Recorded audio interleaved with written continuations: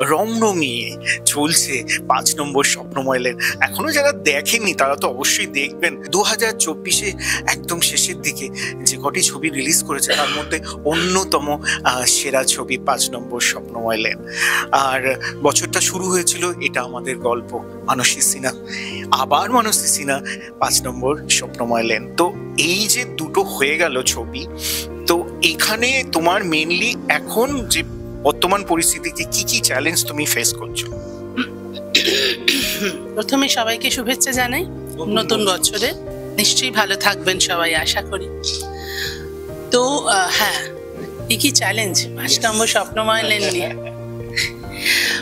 5 নম্বর স্বপ্নময়লেন নিয়ে একটা অন্যতম চ্যালেঞ্জ যেটা ছিল সেটা হলো সেকেন্ড ছবি করলেই সব সময় যেটা মনে হয় সেটা একটা ফার্স্ট ছবির সঙ্গে একটা তুলনা এসে যায়। সেটা আমাদের ব্যাক অফ মাইন্ডে ছিল। আমি আর শুভঙ্কর অনেক সময় সেটা নিয়ে আলোচনা করতাম। তারপরে আমাদের মনে হলো ওকে ঠিক আছে, আলোচনাটা বরং সমালোচনা হিসেবে নেওয়াটা বেটার হবে।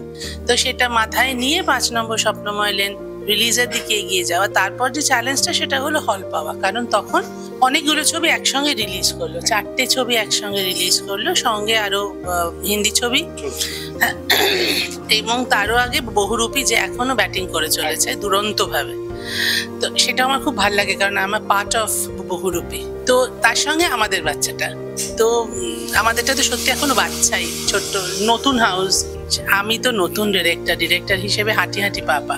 সেই অবস্থায় এইরকম একটা যুদ্ধে নাম লিখিয়ে ফেলা, it's not a matter of joke.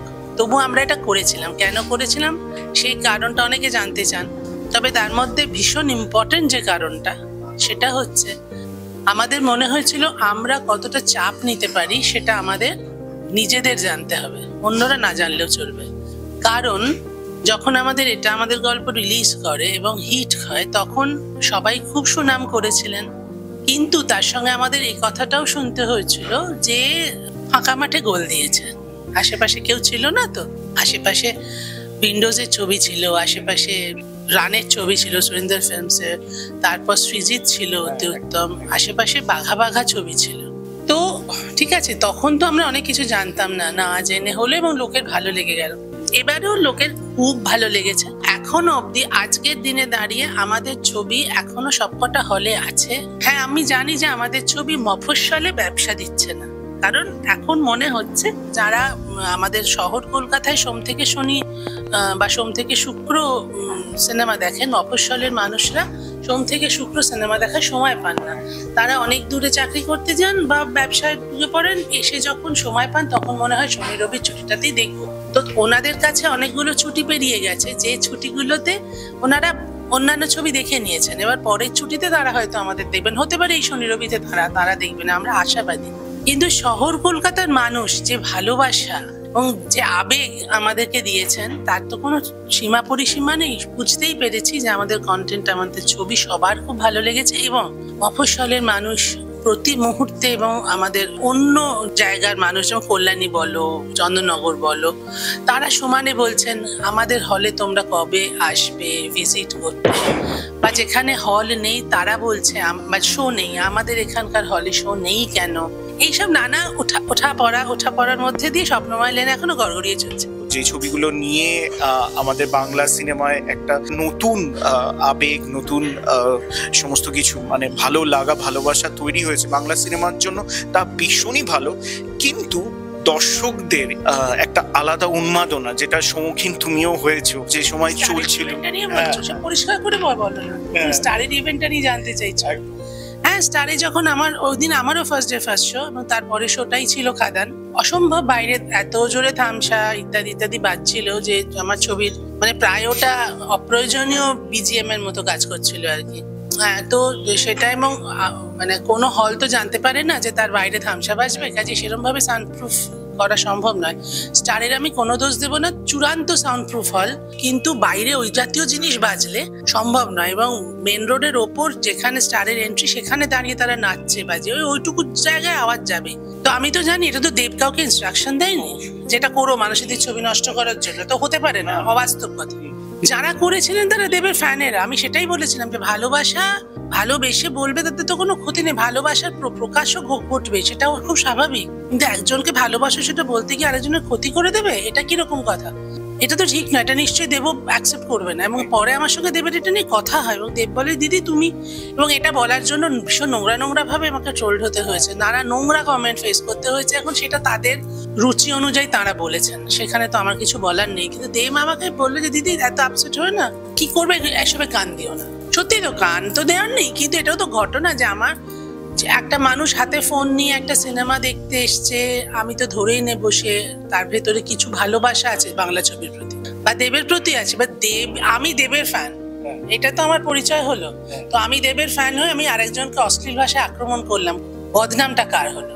এইটা যেদিন তারা বুঝতে পারবে, তারা এই নোংরা আক্রমণগুলো করা বন্ধ করবে। কিন্তু এটা বুঝতে পারবে কিনা বা কবে পারবে, আমার সন্দেহ আছে। সিলেকশন যে নির্বাচনের যে প্রসিডিওর, সেই প্রসিডিওরের মধ্যে কিছু ভ্যারিয়েশন, নতুনত্ব আসছে, সেটা অবভিয়াসলি অ্যাকসেপ্টেড। কিন্তু নন ট্রেন্ড অ্যাক্টরকে তার ভিউয়ারশিপের উপরে বেস করে সিলেকশন করছে প্রোডাকশন হাউস, সেটা বাংলা ছবির পক্ষে কতটা শুভ? আমি দেখো, আমি যখন অডিশন নিয়েছিলাম তখন তো আমি জানতাম না তারা কি কাজ করেন না করেন। ধরো যারা আমার এখানে অডিশনে কাজ করেছেন, আমি তাদের অভিনয় সত্ত্বের বাইরে বাকিটুকু চিনিও না, আমি জানি না তারা অন্যান্য কাজ করেন কিনা। এবার ধরো এখানে এমন অনেকে কাজ করেছেন, তাদের মধ্যে কারুর হয়তো একটা রেস্টুরেন্ট আছে, কেউ অন্য কোথাও চাকরি করেন, কেউ স্কুলে পড়ান। এবার এই প্রশ্নটাও তো সেক্ষেত্রে উঠতে পারতো যে যিনি রেস্টুরেন্টে চাকরি করেন বা যিনি স্কুলে পড়ান বা যিনি ব্যবসা করেন, তার কি ক্ষমতা আছে অভিনয় করার? তিনি তো কোনদিন করেননি। সবকিছুর একটা শুরু থাকে, তো সবার ক্ষেত্রে সেই শুরুটা একবার সুযোগ দেওয়া উচিত। তারপর তিনি নিজেকে টিকিয়ে রাখতে পারবেন কিনা সেটা একটা ফ্যাক্টর। তবে হ্যাঁ, আমি অডিশন নিয়েছি, আমি দেখে নিয়েছিলাম তার ভেতর সেই ক্ষমতাটা একটুখানি আছে কিনা। আমি ভীষণ ভালো রিলস বানাই, আমার ভীষণ পপুলারিটি, ভীষণ ভিউ, তো আমি তাকে কাজ করলাম। তারপর দেখলাম সে অভিনয় জানে না, তখন বাদ দিতেও পারবো না। লোক এসে বলবে আমূল্য রিলস দেখতাম খামোকা অভিনয় করতে এলি কেন, বা খামোকা গাইতে এলি কেন, বা উল্টোটাও হতে পারে। হয়তো এসে দেখলো আরে বাপরে এতদিন রিলস করতো, কি দুর্দান্ত অভিনয় করে।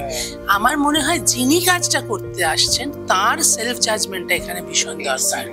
আমি পারবো কিনা, আমাকে নিয়ে ব্যবসা করার কথা ভাবতেই পারে কেউ, আমি তার হাতের টাট্টু হব, নাকি আমি নিজেকে আগে জাজ করব যে আমার কোনটা ক্ষমতার মধ্যে আছে, আমি ফেমের পেছনে দৌড়বো, নাকি আমি আমার জায়গাটা স্টেবল রাখবো। এটা আমার মনে হয় সেই মানুষটার সব আগে ঠিক করে নেওয়া উচিত, যে সে হাতের বোরে হবে না সে নিজের মতো করে নিজের জায়গাটা তৈরি করবে। আজকে আমরা ছিলাম অভিনেত্রী এবং পরিচালক মানসী সিনহার সঙ্গে একটা ছোট্ট আড্ডায়। হ্যাঁ, স্বপ্নময় লেন নিয়ে তো কথা হলোই, এবং আমরা চাইবো আপনারা স্বপ্নময় লেন দেখুন এবং আপনাদের সুচিন্তিত মতামত আমাদেরকে জানান। ভালো থাকবেন, সুস্থ থাকবেন এবং সঙ্গে রাখবেন টুডে স্টোরি। নমস্কার।